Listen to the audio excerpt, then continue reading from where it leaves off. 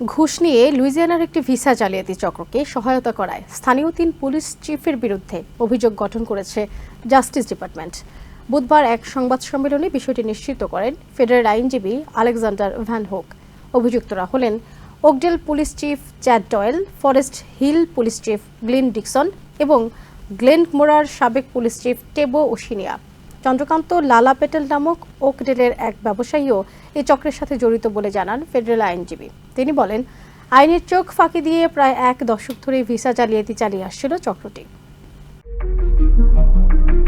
এদেশে বসবাসের অনুমতি না থাকলেও অপরাধের শিকার হলে পুলিশের কাছে প্রতিবেদন দাখিল করার অধিকার আছে সব অভিবাসীর। মামলা চলাকালীন দেশে থাকার জন্য ইউ ভিসার আবেদন করতে পারেন তারা।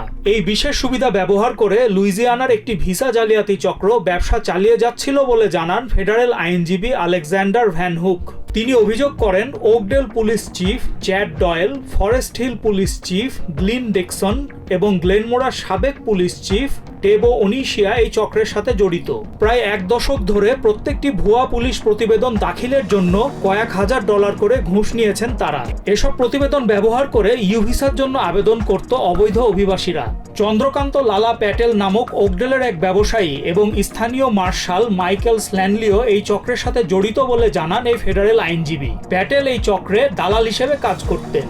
আলেকজান্ডার বলেন, এই ৩ বর্তমান ও সাবেক পুলিশ চিফের বিরুদ্ধে অর্থ পাচারের অভিযোগও আনা হয়েছে।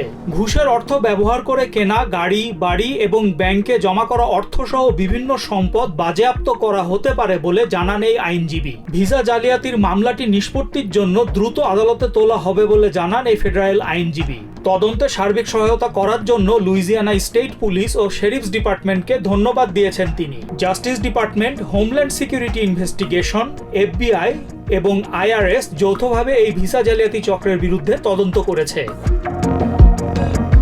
Cyrus Rahman, TVN 24 news desk. New York থেকে সম্প্রচারিত TVN 24 টেলিভিশন বিশ্বজুড়ে বাঙালির কণ্ঠস্বর।